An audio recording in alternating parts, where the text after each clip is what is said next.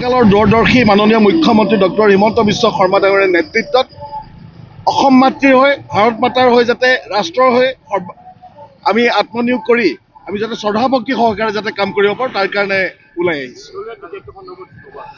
দলে সিদ্ধান্ত গ্ৰহণ কৰিব, নিশ্চিতভাৱে দলে এটা ভাল সিদ্ধান্ত ল'ব বুলি মোৰ বিশ্বাস। দলে এটা ভাল সিদ্ধান্ত গ্ৰহণ কৰিব। অত্যন্ত অভিভূত হৈছোঁ।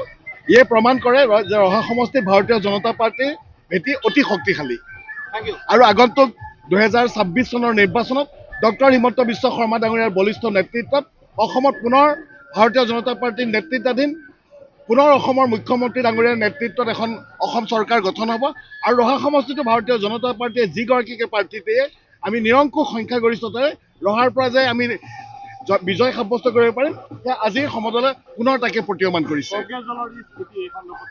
কংগ্ৰেছ দল চাওক, এতিয়া কংগ্ৰেছ দল মিতিৰ কুটুম ভাই নিজৰ পৰিয়ালৰ মাজত এতিয়া সীমাবদ্ধ হৈ গৈছে, গতিকে তেওঁলোকক এই সময়ত মই সমালোচনাও কৰিব নোখোজোঁ।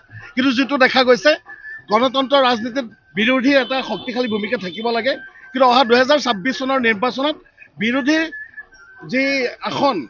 আসনত বহিব পৰাকৈ তেওঁলোকৰ যিটো সংখ্যাগৰিষ্ঠতা, সেই সংখ্যাগৰিষ্ঠতাৰ পৰাও কংগ্ৰেছ বহুত দূৰ পিছুৱাই থাকিব।